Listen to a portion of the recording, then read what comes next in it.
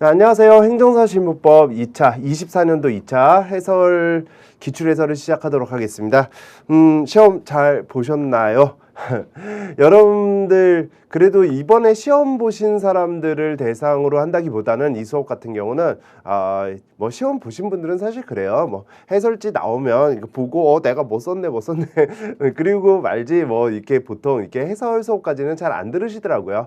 물론 이제 자기가 쓴 것 중에서 어떤 것이 좀 더 중요한지 어떤 것이 좀 덜 중요한 거 뭐 그런 건 없겠지만은 아무튼 좀 강약에 대해서 본인의 이제 점수나 이런 걸 예측하기 위해서 해설 강의를 듣는 분들도 계시지만은 이 수업 자체가 아무래도 이제 여러분들의 후배가 되실, 그러니까 이제 13회, 14회, 15회 이렇게 행정사 수험을 겪으면서 이제 13기, 14기, 15기 뭐 이렇게 행정사가 되실 여러분들의 후배 행정사들을 위한 어떤 수업이일 가능성이 높겠죠. 물론 12회 시험을 보신 분들을 대상으로 이제 수업을 하지만은 매년 제가 보니까 후배들이 많이 들으시더라고요. 그래서 수업에 대한 어떤 방향 뭐 이런 것도 일단 기출 해설이지만은 앞에 잠깐은 이제 앞으로 공부하실 분들을 위한 어떤 코멘트라든가 이런 것들을 좀 하고 넘어갈게요. 일단 기출 해설이니까 기출의 총평은 하고 들어가야겠죠. 총평이라고 하면은 뭐 가장 궁금한 난이도가 되지 않을까요? 시험의 난이도다. 사실 뭐 기속력이라는 것이 나왔고 그 다음에 행정심판의 유형이라는 거, 그 다음에 비송 같은 경우도 뭐 심리 과정에서 나오고 그 다음에 어떤 최종적인 어떤 종국적인 종료 원인을 물었다. 라고 하면 비송에서의 어떤 심리라는 건 사실 어려워요. 이제 뭐 찍히고 안 찍히고가 떠나서 굉장히 어려운 문제예요. 그거는 정말 비송에 대한 어떤 전체적인 특징을 이해하지 않는다면은 답안을 작성할 때 그냥 생암기가 아니라면 답안을 작성하기가 조금 힘든 부분이죠. 비송이라는 것이 제가 기본 이론 때도 계속 말씀드리지만 비송 자체만을 이해할 수는 가지고 이해하기는 힘들어요. 왜냐하면 비송이라는 게 민사소송을 준용하기도 하고 민사소송과의 어떤 차이점도 있고, 자 그렇기 때문에 시험에 우리가 올해 시험은 아니지만 비송의 어떤 특질에 해당되는 것 또는 민사소송과의 어떤 차이점 뭐 이런 것까지도 물을 정도라면 민사소송과 비교를 해서 여러분들이 비송을 이해하고 암기를 해야 된다는 얘기인데, 사실 민사소송법이라는 것이 굉장히 어려운 법이거든요. 우리 뭐 법대에서 속되게 3대 어려운 과목 뭐 이렇게 얘기하면은 민사소송법, 그 다음에 여러분들이 막 1차 때 이제 김영철 교수님한테 열심히 배우는 그 행정법 어렵죠. 자, 그 행정법 그리고 난 다음에는 뭐 상법 전반은 아니고 뭐 상법의 어떤 일부 뭐 이런 부분이 좀 어렵다라고 해요. 아닌가요? 뭐 제가 못했던 과목인가? 제가 못했던 과목인지는 잘 모르겠지만은 아무튼 그게 좀 어렵다고 하죠. 자, 그런 그 어려운 민사소송법을 잘 알지도 못하고 우리 시험 과목도 아니기 때문에 여러분들이 뭐 법대생이나 이런 데서 뭐 들어본 것도 아니기 때문에 그 모르는 걸 가지고 비송하고 비교까지 해가면서 그렇기 때문에 비송은 이런 특징이야 라고 얘기한다면 그런 것들이 여러분들이 좀 이제 이해하면서 접근하기가 좀 힘든 파트고, 그 파트의 가장 도드라진 부분이 바로 이 심리 파트인데다가 그 중에서 가장 도드라진 부분이 강조되는 부분이 올해 시험인 이 사실 인정 방법, 그 다음에 사실 인정 원칙 이 부분이기는 해요.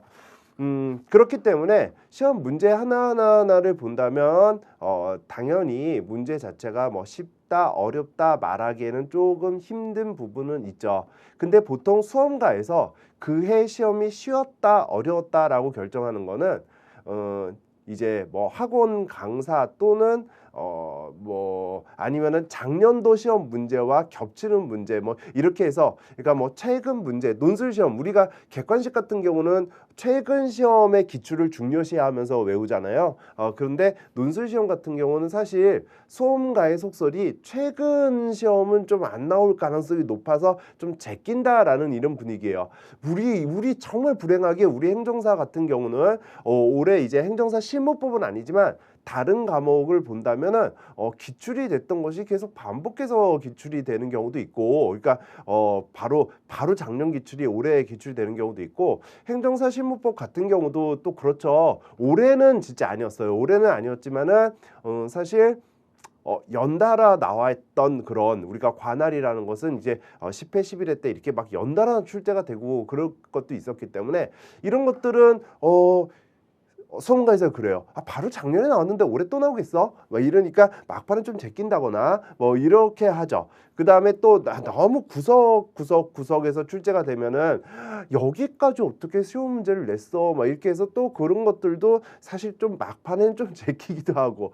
자, 그러면은 그런 제낀 문제가 나왔다라고 하면 그런 거를 우리가 또 수험가에서 속되게 불이타다 이렇게 얘기를 하고, 그런 불이타 문제가 나왔을 때 난이도가 높다라고 얘기를 해요. 자, 그런 측면에서 본다면 올해 시험은 참 죄송해요, 여러분들. 여러분들 시험 보느라고 고생하고 그다음에 시험이란 건 항상 어렵지만 그래도 객관적으로 냉정하게 본다면 올해 시험은 정말 쉬웠던 시험이라고 볼 수 있죠. 왜냐하면 일단 행정사법을 제외한 행정사법에서 이제 행정사의 업무를 제외한 나머지 문제는 기존의 기출이 다 됐었어요. 기존의 기출이 됐었던 정도가 아니라 일부 문제, 특히 뭐 행정심판법 사례 같은 경우는 이 논점은 물론 행정심판 유형을 묻는 문제는 여러분들 기출 안 됐어라고 생각하실지 모르겠지만 취소 심판, 거부처분 취소 심판이 가능한지를 물어본 적이 있었기 때문에 사례에서 그거는 한 번 기출됐지만 거부처분의 대상적 격 뭐 이런 거는 제가 진짜 세질 못하겠네요. 제가 지금 에듀윌과 행정사실무법의 역사를 같이 하고 있는데 계속 수업을 했기 때문에 기출을 다 잘 깨고 있는데도 너무 많이 나와서 한 3번, 4번 나왔나요? 너무 많이 나왔기 때문에 좀 그렇고, 그 다음에 기속력 같은 경우도 3번째 나왔죠. 근데 이 기속력의 이제 객관적 범위가 주 논점이고 그 객관적 범위를 판단하는 기준이 기본적 사실관계의 동일성이라는 그 이론이잖아요. 그럼 이 기사동 이론은 처분사유 추가 변경까지 포함하면, 그러니까 동일하잖아요. 그 기사동에 이 기사동을 적용하는 게 동일하니까 그 처분사유 추가 변경까지 포함하면 5번 나온 것 같아요. 그죠? 자, 그만큼 이제 사례 문제는 기출에서 계속 반복된다, 앞으로도 된다라는 의미가 아니라 올해 시험은 기출에서 좀 반복이 많이 됐기 때문에 상당히 쉬웠다라고 볼 수 있고, 그 다음에 비송 사건에서도 아까 제가 좀 어려운 파트다, 비송의 모든 특질을 물어본다라고 했던 그 사실 인정 같은 경우도 사실 인정의 원칙, 방법, 물론 원칙을 묻지는 않았지만 원칙은 써야 될 일이 많았고, 그 다음에 방법 같은 건 명시적으로 물었었고요. 그 다음에 뭐 마지막 문제 4번 종료 원인에 대해서 쓰세요, 종료 유형에 대해서 쓰세요도 사실 기출이 됐었죠. 자, 그러니까 기출이 됐었고 그게 최근에 기출이 됐기 때문에 아니라, 최근에 기출돼서 뭐 아니야라고 제끼는 게 아니라 기출된 지가 조금 시간이 돼서 이제 다시 좀 나올 때 됐어라는 그런 측면에서 사실 많이 찍히는 문제였고, 그 다음에 또 그런 거 있어요. 작년에 어떤 파트가 비송이라는 것에서도 앞에서 많이 나왔어. 예를 들어서 뭐 관할이나 뭐 특질이나 이런 앞에서 많이 나왔어. 그러면은 올해는 좀 앞부분을 조금, 그러면서 뒷부분을 뭐 중간 부분이나 뒷부분을 좀 강조하는데 그런 측면에 있어서도 작년과 이렇게 부분이라는, 같은 논점까지도 아니고 그런 어떤 부분이라는 측면에서도 조금 겹치지 않는 부분에서 나왔기 때문에 좀 많이 찍혔어요. 자, 그 학생이 그러더라고요. 이게 합격을 해서 친해진 학생이 이제 저한테 시험이 끝나고, 물론 그분은 이제 합격을 했고 이제 같은 이제 사무실을 쓰지는 않지만 사무실에 자주 놀러 오기 때문에 기출풀이하면서 나 이거 찍었어. 강사가 나 이거 찍었어. 쟤 그거 정말 이렇게 이런 표현해도 되나요? 꼴분겨. 좀 진짜 배기 싫다고 그런 얘기하지 말라고 그러는데 저도 그랬을 것 같거든요. 예전에 모든 이제 풀이 같은 걸 보면 그랬을 것 같은데, 그 찍었어라는 게 이제 내가 잘했어 그러니까 막 으쓱대려고 그러는 게 아니라, 강사는 그래요. 여러분들도 시험 보느라고 긴장을 하지만 이 강사도 내 학생 이러면 되나요? 저보다 연배가 좀 높으신 분들도 계실 텐데 내 학생 붙어야 되는, 내 학생 시험 잘 봐야 되는데, 이걸로 정말 모든 강사가 그럴 거예요. 저 역시 한 10일 전부터는 막 카운트를 세면서 내 학생 잘 봐야 되는데 그런데 이제 내가 그래도 강조 안 돼서 나왔어라고 하면 너무 기뻐서 저 나왔어요. 이렇게 하는 그런 그 추임새인 거지. 뭐 나 잘났어요. 뭐 이런 의미는 아닐 거예요. 강사들이. 자, 그런 의미에서 제가 추임새를 한번 넣을게요. 찍은 데서 다 나왔죠. 근데 이 찍은 데서 다 나왔어요라고 하기도 올해 시험은 좀 민망해요. 왜냐하면 이거를 못 찍은 이거 뭐 강사라고 해서 찍은 것도 아니고 이거를 못 찍을 그 정도로 좀 문제가 좀 중요 주제에서 나왔기 때문에 사실 그래요. 네, 그런 측면에서는 이제 문제 자체는 좀 쉬웠어요. 그런데 자 여기까지가 이제 시험을 보신 분들에 대한 어떤 총평이에요. 그리고 여러분들은 이제 지금부터 제가 하는 말은 여러분들을 초친다거나 말이 씨든 씨가 되는 막 부정타기 한다거나 그런 거 아니라 이제 앞으로 공부하실 이제 여러분들의 후배님들을 위해서 제가 한 말씀을 드린다면 시험은 그래요. 이제 내가 뭐 우리 시험 같은 경우가 모든 시험이 그렇지 않지만 우리 시험 같은 경우는 희한하게 4과목 중에 한 과목씩 또는 2과목씩을 엮어서 채점을 굉장히 빡세게 해요. 그럼 채점을 굉장히 빡세게 한다는 거는 그만큼 점수가 안 나오기 때문에 그 과목의 과락률이 굉장히 높죠. 근데 그 과목의 과락률이 굉장히 높았던 역대 시험에 그 과목의 난이도를 본다면 물론 그 과목이 어려웠던 과목도 있어요. 그게 없었다고 하지는 않아요. 저도 없었다고 하지만 근데 훨씬 많은 비율로 그 과목이 쉬웠어요. 그러니까 시험을 딱 보고 나면 이제 수험가의 어떤 여러분들의 모임 같은 것도 있고 제가 컴퓨터나 이런 거를 좀 잘 못해서 핸드폰 전화하고 막 이런 거밖에 잘 못하기 때문에 절 잘 쓰질 못하는데 요즘에는 뭐 이렇게 많은 모임들이 뭐가 많이 있다고 하더라고요. 그러면은 그 모임에서 이제 합격자 축하연이나 뭐 이런 거 통해서 이제 합격자들을 뵈면 다들 그런 말을 해요. A, B, C, D 4과목을 보잖아요. 뭐 어떤 특정 과목을 제가 얘기할 수는 없으니까 4과목을 보면 시험 보고 나서 뭐 C하고 D는 전혀 걱정을 안 한대요. 수험생들이 C하고 D는 전혀 걱정을 안 하고 오히려 거기서 점수를 따가지고서 이제 A하고 B라는 어떤 그 좀 어려웠던 과목 그러니까 속되게 말하면 브리타가 많았던 과목 이런 과목을 과락만 넘겨서 나머지 이 2과목으로 점수를 메꿔서 어떻게든 평균이 넘어서 합격했으면 좋겠다라는 그런 분위기가 막 형성이 된다고 하더라고요. 수험생들은 다 그렇죠. 뭐 당연히 그렇고 사실 뭐 브리타가 나왔다라고 하면 정말 꼼꼼하게 다 공부를 하시는 그런 수험생들은 일부기 때문에 그런 분들도 계시지만 그런 분들을 제외하고는 대다수가 좀 잘 못 봤을 거예요. 자, 그래서 이제 A, B 과목을 걱정을 하고 C, D 과목을 이거는 괜찮아 뭐 이렇게 편안하게 생각을 하는데 이제 시험 발표가 나고 합격자 발표가 나고 자기의 점수를 봐요. 그리고 점수는 이제 뭐 문항별 점수도 나오고 과목별 점수도 나오고 막 이렇게 세세하게 점수가 나오잖아요. 그러면 점수가 나와서 그걸 뚜껑을 딱 열어보면 뭐지? 내가 걱정했던 A, B 과목이 왜 점수가 이렇게 잘 나왔지? 뭐 그리고 C, D가 왜? 그러면서 C와 D라는 그 2과목 중에 한 과목 또는 2과목이 될 수도 있겠죠. 거기가 대거과락을 막 내는 거예요. 그러니까 뭐 이거 같은 경우는 뭐 이제 현실 있었던 거니까 작년에 민법 같은 경우가 뭐 문제가 굉장히 쉬웠다는 건 아니지만 문제 뭐 사례형 같은 경우는 좀 어려웠지만 뭐 그래도 이제 그렇다고 하더라도 잘 쓰신 분들이 굉장히 많았는데도 불구하고 그러니까 민법 걱정은 작년에 사람들이 많이 안 했던 것 같아요. 많이 안 했던 것 같고 오히려 뭐 이제 다른 과목을 좀 많이 걱정을 했는데 그 다른 과목 점수를 굉장히 잘 줬죠. 굉장히 잘 주고 민법으로 막 대거과락을 시켰죠. 재작년 같은 경우는 이제 실무법으로 또 대거과락을 시켰고요. 그 제재지시 정년에는 뭐 이게 사무관리론 뭐 이렇게 돌아가면서 그러니까 사무, 실무, 민법 올해 절차? 그건 아니에요. 그러다 한번 꼬일 때가 많았기 때문에 그건 아니에요. 그런 안에서 그건 그 누구도 예측을 못해요. 뭐 제가 점점 무당도 아니고 그런 걸 예측할 수는 없겠죠.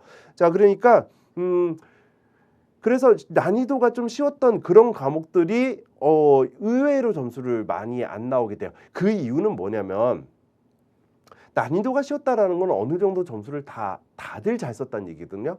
그러니까 뭐 다들이란 거는 뭐 시험에 응시한 뭐 3,000명 가까운 그 수가 다 잘 썼다는 건 아니겠죠. 시험을 뭐 경험사만 보신 분들도 있고 뭐 이런저런 그런 각자의 사연을 가지고 봤기 때문에 합격이 가능한 어떤 그 집단이란 건 어느 정도 이제 우리가 공부를 많이 하고 들어가서 어느 정도 답안지를 낸 그 집단 정도가 점수가 다 높거든요. 그러면 그거에 대해서 이제 채점자가 본인의 모든 실력을 발휘해서 채점을 하게 돼요. 왜냐면 어느 정도 썼으니까 그걸 갖고 이제 막 이렇게 채점을 하죠. 그런데 우리가 미흡하다는 게 아니라 우리 시험은 50분 동안 보는 시험이에요. 자, 이런 논술형 시험에 50분 동안 보는 시험이 많지가 않거든요. 제가 알기로는 이렇게 사례형으로, 그러니까 단 논술이라고 해도 막 몇 줄 쓰는 그런 논술 시험이 아니라 이렇게 사례형과 막 계약법 같은 경우는 어때요? 사례가 막 나오잖아요. 자, 그러니까 그렇게 나오는 시험에서 50분이라는 시험은 사실 없어요. 없는데 그러면은 거기에 감안해서 문제를 출제를 한다거나 거기에 감안해서 채점을 하는 게 아니거든요. 우리는 이렇게 출제를 했으니까 니들이 50분 안에 써라. 그 50분 안에 잘 쓴 사람을 우리는 등수를 뽑겠다. 잘 쓴 사람에 대한 점수를 주겠다. 뭐 이런 채점자의 마인드인 것 같아요. 물론 제가 채점이나 출제위원으로 들어간 적이 없기 때문에 그분들하고 잘 알지 못하지만 뭐 이제 12년을 거쳐서 이렇게 보니까 그런 마인드신 것 같아요. 따라서 50분 만에 쓴 답안지를 본인의 실력대로 본인의 그냥 양껏 채점을 하게 되면 그 점수는 낮아질 수밖에 없어요. 그건 너무나 당연하죠. 이런 말 하면 되나? 그러면 자기들이 한번 50분 동안 써보래죠. 자기들도. 그렇잖아요. 그래서 제가 볼 때는 그렇지는 않아요. 그러다 보니까 점수가 이제 낮아지게 되고, 그 다음에 이제 뭐 브리타가 많다, 문제가 어려웠다, 이런 과목들 같은 경우는 아무리 그 열심히 공부하시는 그분들도 그렇게 잘 쓸 수는 없을 거예요. 자, 그렇다면 어느 정도 문제가 이제 어려웠느냐에 따라서 그래도 뭐 잘 쓴 사람이 한 3,400명은 되는데 라고 한다면 뭐 평범하게 점수를 그냥 칼같이 매기겠지만은 만약에 잘 본 사람이 진짜 좀 많이 없다라고 한다면 그러면 닭과락을 시킬 수는 없거든요. 자, 그러니까 이제 어느 정도의 점수를 뭐 조정을 한다라고 한 건 산업인력공단에서 절대 조정 안 한다. 우리는 막 이렇게 강조하고 있으니까 제가 뭐 조정을 하는지 안 하는지 모르겠지만 그냥 채점할 때 느낌적으로 저도 이제 뭐 채점을 하다 보면 뭐 한 200분, 300분 이렇게 채점을 하다 보면 요번 회차에 문제가 좀 어려웠지. 그러면은 사람들한테 이제 조금씩 점수를 다 잘 줘요. 잘 주게 되다 보니까 그러다 보니까 좀 쉬워서 잘 쓴 거를 제대로 채점했을 때보다 오히려 이제 학원 측에서 막 이렇게 모의고사 보면은 막 이게 평가 내고 평점 내고 뭐 상위 10% 막 점수 발표하고 막 이러는데 뭐지? 내가 점수를 너무 잘 줬는데? 이거 요번 모의고사는 좀 높았는데? 점수가 높은데? 막 이런 일이 발생을 해요. 제가 200개, 300개 채점을 하는데도 그러는데 채점하시는 분은 2,000개, 3,000개를 채점하거든요. 그러면 그 감이라는 게 쉽지가 않죠. 쉽지가 않고 2,000개, 3,000개를 사실 여러분들 학원 강사처럼 막 첨삭을 하면서 채점하는 게 아니잖아요. 점수 막 이렇게 채점을 하다 보니까 그런 거에 대한 이제 좀 변화가 있어요. 그래서 제가 하고 싶은 말씀은 말이 길어졌는데 이 행정사 신부법이 올해 쉬웠잖아요. 이게 불안해요. 작년에도 문제가 어렵진 않았어요. 어렵진 않았는데 작년 같은 경우 어렵지 않고 평이한 문제였는데 점수를 굉장히 잘 줬죠. 근데 작년 같은 경우는 평이하면 평이한 대로 다 잘 쓸 수밖에 없는 문제. 근데 올해 같은 경우는 행정심판이 유형에서 왜 거부처분 취소 심판이 인정되는지 분명히 의무 이행 심판의 거부와 부작위를 대상으로 한다고 명시하고 있는데 왜 거부처분 취소 심판이 인정되는지 이런 부분이라든지 아니면 기속력은 여러분들이 암기한 대로 딱 쓰니까 사실 어렵지가 않은 거지. 그 암기한 걸 그대로 쓰지 않는다면 사실 기억력이라는 거는 그 단어 하나하나에 여러분들 뭐 감점이나 뭐 이런 것들이 훅훅 들어갈 수 있는 그런 부분이어서 그이기도 그렇고, 더더욱이 아까 제가 지금 처음부터 말씀드리는 3번 문제 같은 거 있죠. 3번 같은 경우는 사실 정말 여러분들은 똑같이 썼다고 하지만 똑같지 않은 답안지가 수두룩할 수 있어요. 채점을 보면 그래요. 그 다음에 사람들이 보통 저한테 이제 질문이 끝나고 난 다음에, 지금은 없게 질문도 있겠지만 나중에 저는 강사님이 제시한 모범 답안과 70% 80%를 똑같이 썼는데 왜 점수가 이거밖에 안 나왔을까요? 라고 하는 질문이 꽤 많죠. 본인도 답답하고 저도 거기에 대한 어떤 솔루션을 제시해야 되는 것이 이제 강사의 역할이기 때문에 저도 답답한데, 자, 그게 제가 그 답안지를 보지 않았기 때문에 정확한 이제 해결책을 내기가 좀 힘들어요. 왜냐하면 만약에 제 답안에 문제가 있어서 그분이 제 문제가 있는 답안에 70% 80%를 그대로 썼는데도 불구하고 그 점수가 안 좋았다면, 그러면 그 답안에 60%만 정확하게 60%를 정도 썼어요라고 하고도 붙는 분들이 한두 명이 아니라 굉장히 많잖아요. 그러면 그거는 왜 생길까요? 자, 그래서 제가 보고 싶은 거는 70% 80%가 본인이 똑같다고 생각하는 거와 정말 진짜 똑같다라고 하는 거는 좀 다를 수도 있다는 점과, 그 다음에 그게 똑같다고 하더라도 여러분들이 생각할 때 이런 것들이 있어요. 70, 80%가 똑같다고 하면 그럼 나머지 10%, 20%는 틀렸던 거잖아요. 그죠? 물론 자기가 이제 겸손하게 7, 80%라고 하실 수 있겠지만 90%가 똑같다고 하더라도 그럼 나머지 10%는 틀린 거잖아요. 그러면 그 10%가 틀린 10%가 정말 그 답안의 핵심이라면요. 우리가 법학 답안이라는 거는 정말 정말 핵심의 어떤 내용들이 있고, 그 내용을 연결하기 위한 어떤 좀 물론 점수가 다 들어가겠지만 그래도 그런 것들이 있어요. 그럼 정말 그런 핵심의 10%가 빠져버리면 전체가 90%가 똑같아도 그게 90%가 똑같은 게 아니라 다른 내용이 돼버릴 수도 있고, 이제 이런 것이 법학 답안의 좀 문제, 여러분 어려움이거든요. 자, 그런 것들 때문에 이제 여러분들 써보시고, 애들에서 이제 모의고사 같은 거 한번 보는데 그 모의고사 생각보다 여러분들이 참여율이 이렇게 많지가 않아요. 높지가 않아요. 그럼 뭐 이제 모의고사도 좀 보고 첨삭도 보고, 그 다음에 꼭 강사의 모의고사 같은 거를 보면서 이제 10회 모의고사를 보잖아요. 10회 모의고사를 보면서 그거를 본인이 써보고 그걸 이용해서 이제 그 본인이 쓴 거를 첨삭해 주세요는 안 되겠죠. 뭐 우리가 첨삭의 시스템이 있거나 뭐 그런 건 아니니까 그건 아니겠지만, 이런 부분을 제가 이렇게 썼는데 이런 거가 맞아요 틀려요 라는 것들에 대한 어떤 우리가 질문 게시판이 굉장히 잘 돼 있잖아요. 애들은 이제 질문을 하시면 그냥 문자가 오고 막 답변을 좀 늦게 달면 그냥 독점 문자 오고 막 그러거든요. 그러니까 그런 거를 이용해서 여러분들이 피드백을 받아가면서 이제 법학 답안 쓰는 거를 스스로 많이 연습을 하셔야 돼요. 자, 이건 후배들을 위한 이제 말이었어요. 이제 뭐 풀이가 문제가 쉬웠기 때문에 제가 역대 기출문제 해설 중에 가장 쓸데없는 얘기라고 해야 될까요? 가장 이렇게 잡스러운 얘기를 가장 많이 한 것 같아요. 자, 이제 본 수업으로 들어갈게요.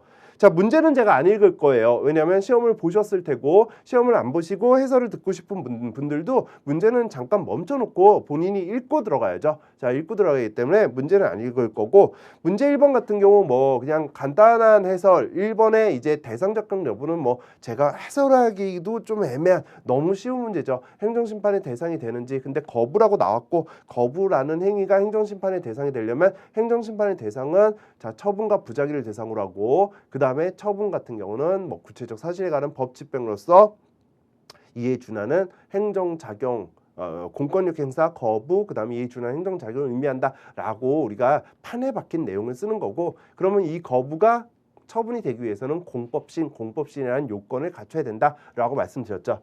자, 그런데 보통 우리가 논술형 시험이라는 거는, 논술 시험은 이렇게 답안을 써요. 논술의 이제 사례형 같은 경우는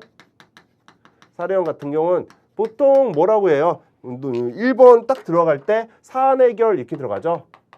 사안의 해결을 벗어나면 안 되죠. 사안의 뭐 죄송합니다. 자, 논점의 정리. 논점 정리. 그 다음에 뭐 문제 제기 뭐 이렇게 들어갈 거예요. 그래서 본 사안에서는 뭐 A와 B가 논점입니다 라고 하고 들어가겠죠. 근데 자, 저는 모은 답에는 안 썼어요. 왜 안 썼을까요? 지금 물음 1에 대해서 여러분들이 그러면 논점의 정리를 뭐라고 쓰실 건데요? 지금 문제 1에 대해서 거부 행위가 심판 대상이 되는지에 대한 검토와 그 다음에 거부 행위에 대한 적합한 행정심판 유형에 대해서 살펴볼 필요가 있다. 이게 가장 뭔가 스탠다드한 그런 논점의 정의죠. 논점의 정리겠죠. 그죠? 근데 그게 문제 아니에요? 문제잖아요. 문제랑 똑같이 쓰는 게 뭔 우리가 논술 시험에서 문제랑 똑같이 썼다고 점수를 주면 문제만 그대로 베껴 써도 막 점수 몇 점은 받겠네요. 문제랑 똑같이 쓰는 건 아무런 점수가 안 돼요. 그러면 지금 우리 50분이라는 시간에 굉장히 짧게 빨리빨리 쓰고 스피드하게 쓰고 넘어가야 되는데 근데 문제랑 똑같이 점수 안 되는 걸 왜 써요? 그러니까 이런 경우는 논점의 정리를 쓸 필요가 없어요. 물론 시간이 남으시면 쓰셨을 때 모양새가 예쁘죠. 모양새는 예쁘기 때문에 쓰면 너무 좋겠지만 쓰면 너무 좋은 거 아니라 뭐 썼을 때 좋겠지만 근데 쓸 필요는 없는 그런 문제죠. 그래서 1번 그냥 대상 적격이에요. 대상 적격. 자, 요거는 뭐 제가 조금 전에 말씀드린 대로 답안을 쓰면 될 테고 두 번째 같은 경우는 이제 행정심판의 유형이죠. 자, 우리 행정심판의 유형은 행정심판법에 뭐가 있냐면 취소심판과 그 다음에 무효등 확인심판과 그 다음에 의무이행심판이 있어요. 무효등 확인심판이라는 거는 뭐 처분의 존재라든지 처분의 효력을 묻겠다라고 하는 거니까 이게 정말 이 처분이라는 게 정말 중대하고 명백한 하자라면 그렇다면은 그 처분은 무효라서 존재가 없는 거고 효력이 없는 거니까 그런 걸 묻는 거라서 이거는 뭐 그냥 당연히 돼요. 의무이행심판 같은 경우도 그렇죠. 의무이행심판 같은 경우도 행정심판법에 법조문에 이 세 가지가 있다고 했고 의무이행심판의 대상은 자 거부처분과 그 다음에 부작위를 대상으로 한다라고 돼 있고 취소심판 같은 경우는 위법 부당한 처분을 대상으로 한다 이렇게 돼 있으니까 명시적으로 지금 어떻게 돼요? 명시적으로 거부처분은 의무이행심판의 대상이다 라고 행정심판법에 딱 써놨어요. 써놨으니까 이거 당연히 되죠. 그 다음에 그 거부처분 자체가 정말 중대하고 명백하다면은 그러면은 무효가 되니까 이것도 당연히 될 거예요. 그런데 자 이게 안 된다는 게 아니라 이거 돼요. 결론으로 우리가 되는 거 알아요. 아는데 왜 되냐고요. 왜 되냐고요. 왜? 아니 거부처분은 의무이행 심판의 대상이라고 말을 해놓고 왜 되냐고요. 물론 거부처분도 처분이니까. 그리고 그 처분이 위법 부당하면 그러면 위법 부당한 처분이 되니까 취소심판 된다라고는 하지만은 그러면 이거를 따로 쓸 필요가 없잖아요. 그러니까 지금 제가 말씀드리고 하는 거는 이거에 대해서 취소심판은 대상이 아니다라는 과거에 수많은 학설들이 있었기 때문에 그래요.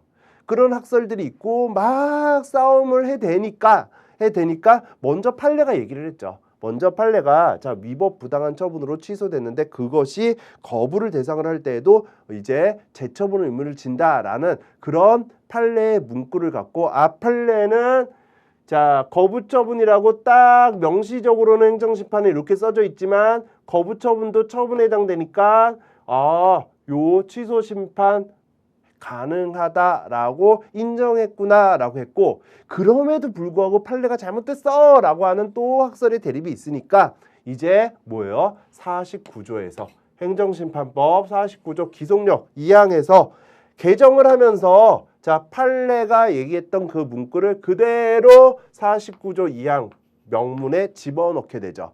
자 이거를 제가 거의 기본 이론 첫 시간 때나 아니면은 뭐 문제풀이도 거의 앞쪽에서 제가 많이 강조하면서 말씀을 드릴 거예요.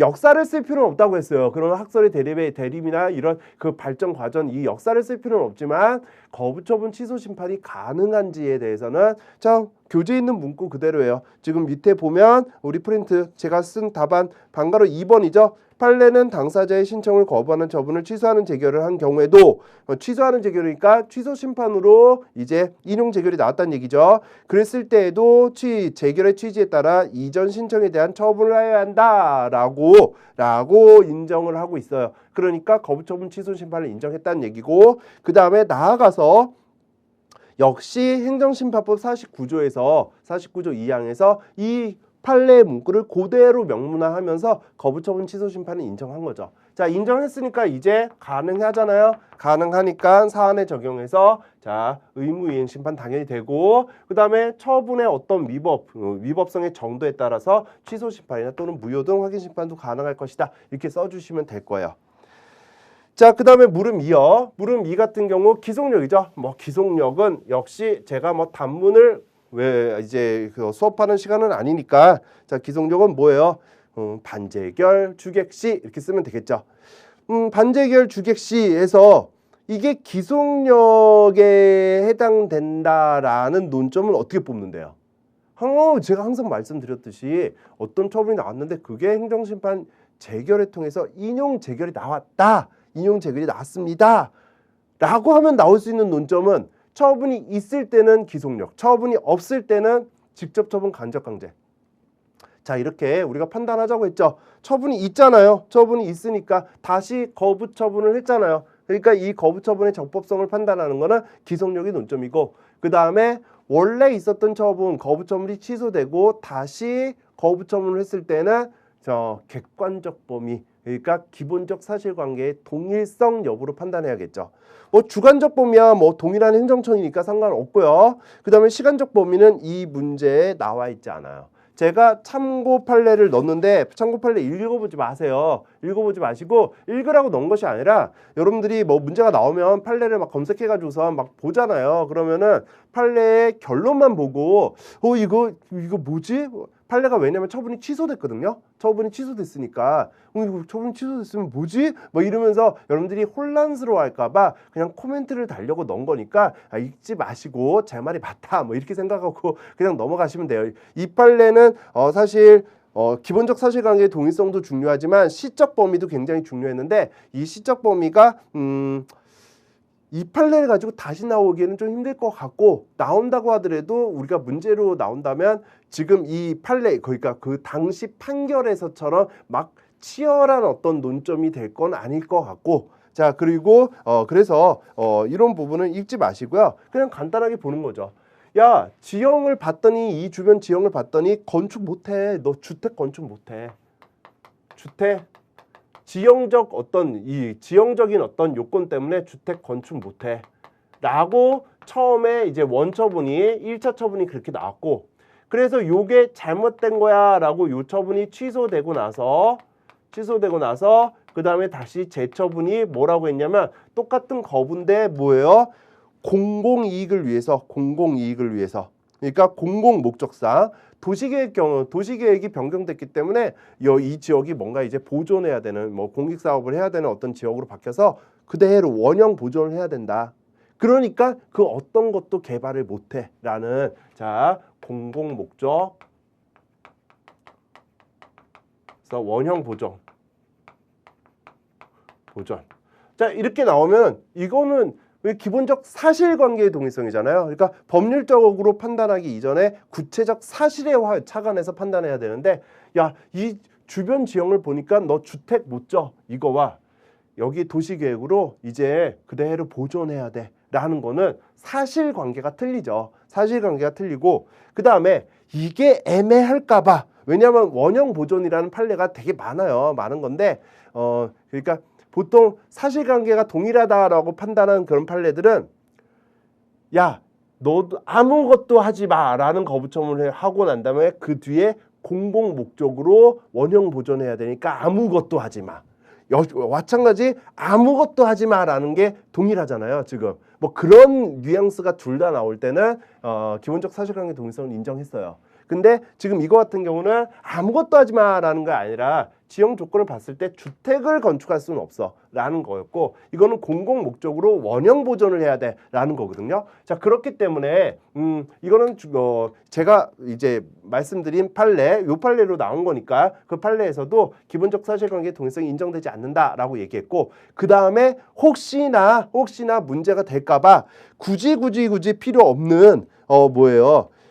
법령에서 정하고 있는 다른 불허가 사유에 해당한다는 이유로 참고 법령을 주지 않고 행정청이 그냥 그렇게 얘기했으면 그러면 그 행정청을 뭐 맞아요 틀려요라고 뭐 이렇게 우리가 분석할 필요가 없는 거예요. 그냥 문구에 굳이 필요가 없는데 다른 불허가 사유에 해당되는 이유로 이런 문구를 붙여가면서 사실관계가 동일하지 않구나라는 것을 뭐 명확하게 이렇게 문제에서 표시를 했죠. 자, 그렇기 때문에 당연히 기본적 사실관계 동일성이 인정되지 않는다면 적법한 처분이 될 거예요. 자, 그 다음에 문제 2번이요. 행사번, 대인상사 뭐 이렇게 우리가 두 문자 따서 외웠던 거고요. 자, 이런 문제도 너무나 특이급이라서 이거는 기출이 안 됐죠. 기출이 안 됐으니까 그게 아니라 제가 수업 때 여러 번 말씀했겠죠. 꼴보는 의견이라고 생각하려나? 이게 왜 아직도 기출이 안 됐을까요? 뭐 이렇게 얘기를 했을 거예요. 그죠? 이거는 너무 중요하기 때문에 매년 특이급이다. 그런데 너무 중요하니까 안 내고 있는 것 같다. 뭐 이렇게 말씀드렸고, 전국 모의고사, 첨삭 모의고사 때도 냈고, 그 다음에 우리 실전 모의고사 때도 냈고, 막 2번 내고 막 그랬죠. 자, 그러니까 이거 같은 경우는 시행령에 해당되는 이 내용까지 양가로 1, 양가로 2에 해당되는 문구에 있는 거 이런 것들은 이제 시행령에 해당되는 거고. 자, 번은 번역행정사잖아요. 일반 행정사에 해당되는 거니까 행사번의 번 부분은 제가 뺐고, 그 다음에 대인상사에서 대 부분에서도 지금 뭐예요? 위임에 따라서 작성한 그냥 서류와 번역한 서류 이렇게 돼 있는데 그 번역한 서류라는 문구를 또 좀 빼가지고선 답안을 작성했죠. 그러니까 이런 거는 이제 좀 덧붙여가지고선 좀 채점자한테 인상도 줘야 돼요. 그래서 이런 행정사 업무 다른 법률에 서용하고 있지 않는다면 다른 법률에서 법령 아니에요? 법률에 서용하고 있지 않는다면 그런 경우를 제외하고는 행정사 업무 못하고 이런 업무를 하게 되면 3년 3천만 원이다 라는 보호조항까지 좀 덧붙여 봤죠. 자, 문제 3번이에요. 사실 인정 원칙과 방법, 물론 사실 인정 방법에 대해서 쓰세요라는 이제 기출이 있었던 것처럼 역시 똑같은 기출이죠. 비송사건은 절대적, 객관적, 그런 실체적 진실 발견이죠. 왜? 사건관계의 형성, 변경, 소멸에 관해서 뭐예요? 법원이 후견인 입장으로 들어왔기 때문에. 그래서 정말 객관적이고 실체적인 어떤 진실을 발견해야 돼요. 그래서 그런 진실을 발견하기 위해서 직권으로 증거를 수집을 하죠. 우리가 제출하는 게 아니라 이제 법원에서 후견인이니까 정말 직권으로 스스로 증거를 수집하고 절차의 진행도 직권주의에 따르죠. 자, 입증 책임도 증거를 직권으로 수집하다 보니까 당연히 증거 제출 책임이라는 어떤 주관적 입증 책임은 발생하지 않아요. 그런데 이런 사실이 있는데 그 사실 자체가 있는지 없는지도 몰라서 법원에서 판단을 못한다면, 있는지 알았으면 거기에 대해서 이게 맞나 틀리나라고 지금 증거를 모으고 막 이런 걸 하겠는데 그 사실 자체를 몰라요. 모르고 있으면 법원에서 간과하겠죠. 그러면 거기에 대한 피해는 내가 볼 거 아니에요. 그죠? 그러니까 그 부분에 대해서 자, 이런 사실이 존재해요 라는 그 진위나 사실 존재에 대한 어떤 객관적 입증 책임은 이제 부담한다 이렇게 봤어요. 자, 사실 인정 방법. 보통 민사소송법에는 5가지 증거조사 방법을 두고 있어요. 근데 그중에 우리 비송사건 절차법은 인증과 감정만을 준용하고 있기 때문에 그 5가지 중에 2가지만, 인증과 감정만을 우리가 증거조사 방법으로 채택을 하고 있고, 그 다음에 더 나아가서 또 우리가 직직비 기기간에서 직직비 비공개주의가 비송의 특징이기 때문에 증인 신문과 감정인에 대한 신문 이 자체를 비공개로 하는 것을 원칙으로 하고 있죠. 그러면 이 증인 감정 외에는 사실을 인정하기 위해서 증거를 어떻게 수집해요? 그러니까 그 증인과 감정이라는 증거조사 외에 자유로운 방법으로 증명을 위해 이것저것 줍줍하죠. 사실들을 막 모아요. 그거를 뭐라고 한다고요? 사실의 탐지다 이렇게 얘기하죠. 사실의 탐지. 자, 사실 탐지나 증거 조사는 이제 다른 법원에 촉탁할 수도 있어요. 자, 그다음에 문제 4번 비송사건 절차 종료 원인이죠. 종국재판에 의한 종료를 원래 제대로 쓰면 이 밑에 뭐가 있어야 되냐면 물론 우리가 항고의 종류가 4가지가 있잖아요. 근데 제항고나 특별항고 같은 경우는 보통 안 쓰고 즉시항고나 보통항고에 의해서 그러니까 종국재판에 의한 종료되는 시점이 그 항고의 종류에 따라서 시점이 좀 틀려지잖아요. 그죠? 그러니까 이제 종국재판에 의한 종료 밑에는 일반적으로 비송사건 절차는 종국재판에 의해서 종료하는 경우가 많다 뭐 이렇게 쓰면서 그럼 종료 시점이 어떻게 될 것인가 라고 해서 보통항고, 즉시항고에 따른 어떤 확정 차단효가 있네 없네 그러니까 좀 언제 종결되네 언제 효력을 발생하네 막 이렇게 설명이 들어가는 게 제 교재와 제가 항상 이제 나눠드린 프린트 뭐 이런 데 써져 있어요. 그러니까 그 부분을 쓰시면 훨씬 좋죠. 그럼 강사 너는 네가 그렇게 나눠주고 왜 뺐냐? 그것까지 넣어보니까 제가 써보니까 제 속도로 안 써지더라고요. 제가 필속이 느린 건 아니거든요. 그리고 강사다 보니까 빨리 훅 하고 쓰잖아요. 근데 그거까지 넣으니까 한 12분, 13분까지 걸리더라고요. 그러니까 그거 자체가 설명을 하려면 넣는다면 3분의 1페이지는 넣고 한 반 페이지까지는 좀 안 되고 해당되는 분량이잖아요. 여러분들 써보시면. 그래서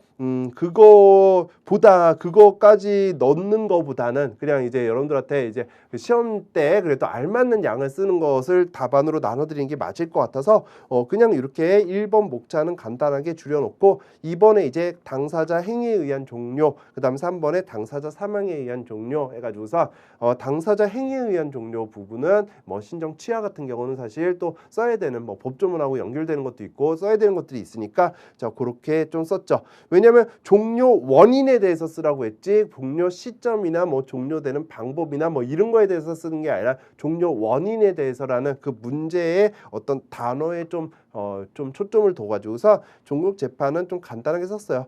자, 신청취하 같은 경우는 쓸 게 많죠. 신청취하도 직권주의, 처분권주의가 배제되는 그 직권주의라는 비송사건의 특징 때문에 신청취하를 무작정 인정하고 있지 않잖아요. 세모라고 했죠. 세모. 언제 인정해요? 신청에 의해서만 개시되는 사건은 우리가 신청취하를 인정하고 그 외적으로 법원 직권으로 개시되는 사건 당연히 안 돼. 그리고 그 다음에 법원 직권 또는 신청인의 당사자의 신청으로 개시되는 사건인데 뭐 둘 다 가능한데 당사자의 신청으로 개시했다라고 하더라도 뭐 당사자가 신청을 하지 않았으면 법원이 직권으로 개시할 수 있는 그런 공익적인 사건에 해당되기 때문에 그 당사자가 신청했다라는 이유만으로 취하할 수는 없어. 뭐 이렇게 제가 정리해 드렸어요. 자, 그다음에 취하가 되면 취하는 언제까지 가능하고 1심에서만이 아니라 2심까지도 가능하고요. 그다음에 신청 취하가 되면 처음부터 적법한 그런 우리가 처음부터 적법하대요. 처음부터 그 비송 절차가 없었던 것으로 보는 거죠. 신청 포기는 인정하지 않아요. 신청 포기는 인정하지 않고 자 당사자 사망은 경우를 나누랬죠. 그 지금 비송의 절차에서 문제가 되고 있는 그 대상이 본인에게만 딱 어울리는 일신 전속적인 권리다라고 한다면 본인이 사망했으면 종료돼야죠. 근데 그게 아니라 상속이 되고 승계가 되는 권리라면 그거를 받은 상속인이 절차를 계속 승계해서 이어나가겠죠. 따라서 이럴 때는 종료가 되지 않을 거예요.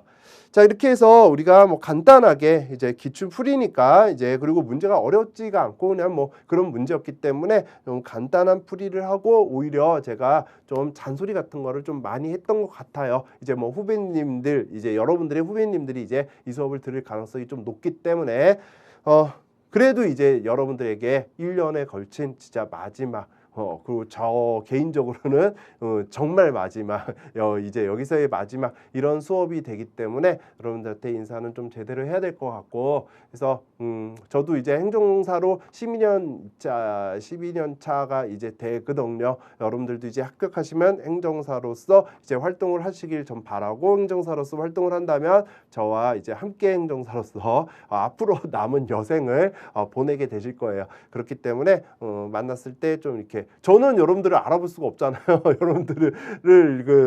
여러분들은 저를 보지만 저는 보지 못하기 때문에 이렇게 인사해 주시면은 제가 좀 낯가림이 좀 심해가지고서 뻘쭘하게 인사를 받더라도 제 원래 그런가 보다. 그래도 속으로 너무 반가워하고 있기 때문에 인사를 좀 주셨으면 좋겠고요. 그 다음에 정말 여러분들 합격을 기원하면서 이 수업을 마치도록 하겠습니다. 자, 1년 동안 저 역시 너무 감사드리고 그 다음에 정말 고생 많으셨습니다. 감사합니다.